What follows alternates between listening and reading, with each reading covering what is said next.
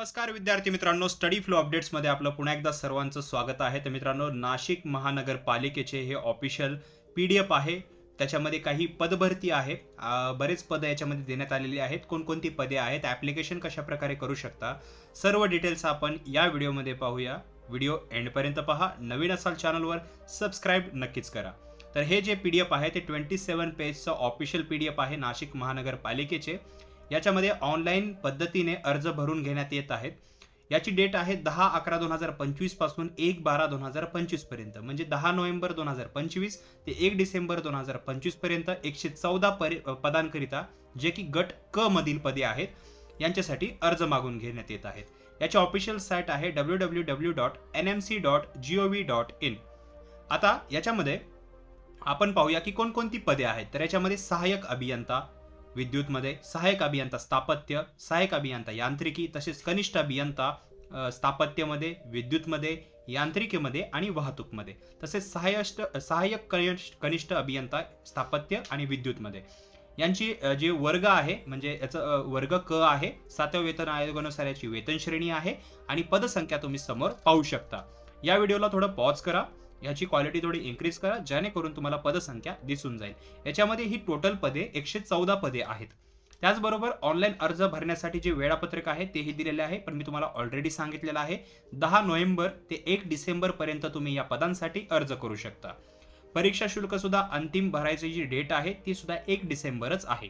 याचं जे प्रवेशपत्र आहे, हॉल तिकीट, ते परीक्षेच्या 7 दिवसाआधी तुम्हाला मिळून जाईल.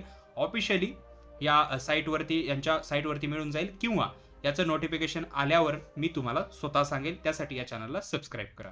ऑनलाईन परीक्षेचा दिनांक जो असेल तो सुद्धा लवकरच जे आहे ते सांगण्यात येईल. ते सुद्धा ऑफिशियल साईटवर किंवा आपल्या या वेबसाईटवर सुद्धा, आपल्या ज्या चॅनलवरती आणि आपल्या वेबसाईटवर सुद्धा डिस्क्रिप्शनमधल्या क्लिक करून तुम्ही याच्याबद्दल रीड करू शकता. याचं परीक्षा शुल्क जर पाहिलं तर खुल्या प्रवर्गासाठी 1000 रुपये आहे आणि जे मागास प्रवर्ग किंवा अनाथ वर्ग आहे त्यांच्यासाठी 900 रुपये आहे. तर अशा प्रकारे याचं फी स्ट्रक्चर आहे.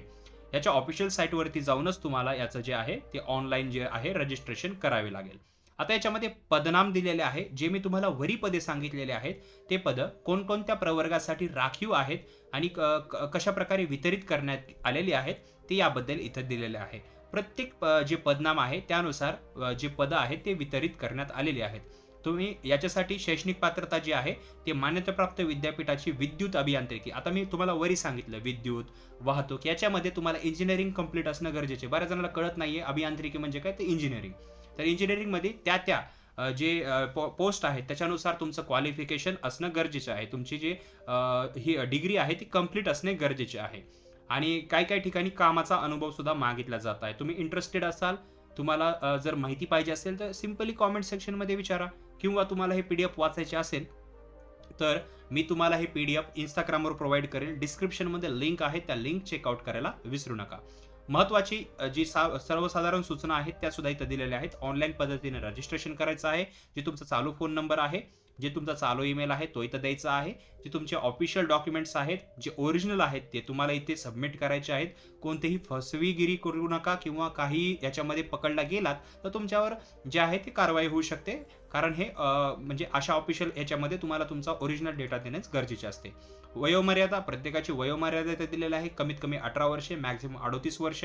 जे रिझर्व्ड कॅन्डिडेट्स आहेत त्यांना 5 वर्ष वाढून भेटतात. जसं SC ST या प्रवर्गातील उमेदवार यांना 5 वर्ष आणि OBC या प्रवर्गातील उमेदवारांना 3 वर्ष वाढून भेटतात. अशा प्रकारे पदसंख्या मी तुम्हाला सांगितलेली आहे. तर हे सर्व जे फॉर्म आहे तो स्टार्ट झालेला आहे. तुमची अभियांत्रिकीमध्ये म्हणजे इंजिनिअरिंगमध्ये तुमच्याकडे डिग्री असेल तर तुम्ही यांच्यासाठी अप्लाय करू शकता. याचे जे आहे ते अर्ज मागून घेण्यात येत आहेत. ते सर्व डिटेल जे आहेत ते या PDF मध्ये देण्यात आलेले आहे. जर तुम्ही खाली स्क्रोल करता तर याच्यामध्ये बऱ्याच जे PWBD स्टुडंट असतात, पर्सन विच बेंचमार्क डिसॅबिलिटी, तसेच खेळाडू, या आरक्षणांबद्दल सुद्धा इथे इम्पॉर्टंट इन्फॉर्मेशन दिलेली आहे की ते विद्यार्थी जे आहेत ते कशा प्रकारे याच्यासाठी क्वालिफाय आहेत, किंवा ते जे आरक्षणाचा फायदा कसा उचलू शकतात. सर्वात खाली तुम्हाला अर्जाची प्रक्रिया दिलेली आहे. ऑनलाईन अर्ज करायचा आहे. त्याच्यामध्ये तुम्हाला तुमचे सिग्नेचर, तुमचे कागदपत्र स्कॅन करून अपलोड करायचे आहेत. त्याचबरोबर परीक्षा शुल्क मी तुम्हाला सांगितलं, सर्वसाधारणसाठी 1000 आणि बाकीच्यांसाठी जे आहे ते 900 रुपये. तर अशा प्रकारे तुम्हाला अर्ज करायचा आहे.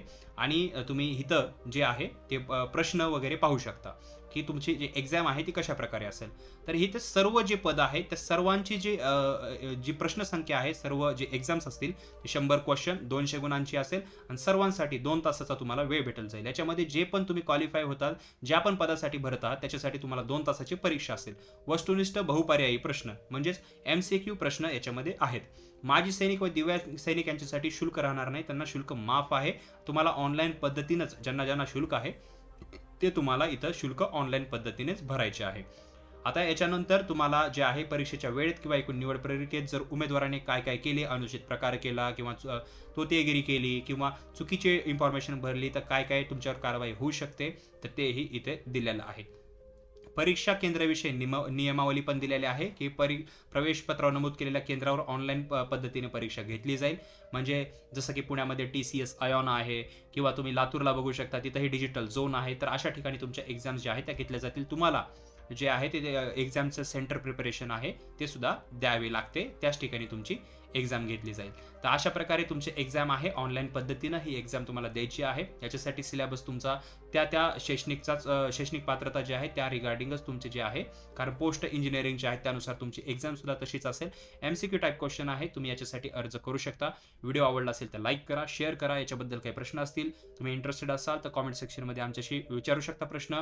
त्याचबरोबर आमच्याशी विस्तृत चर्चा करायची असेल तर Instagramची लिंक डिस्क्रिप्शनमध्ये दिलेली आहे. त्याबरोबरच इतर लिंक ज्या डिस्क्रिप्शनमध्ये दिलेल्या आहेत त्या चेकआउट करायला विसरू नका. तर मित्रांनो, व्हिडिओ पाहिल्याबद्दल धन्यवाद.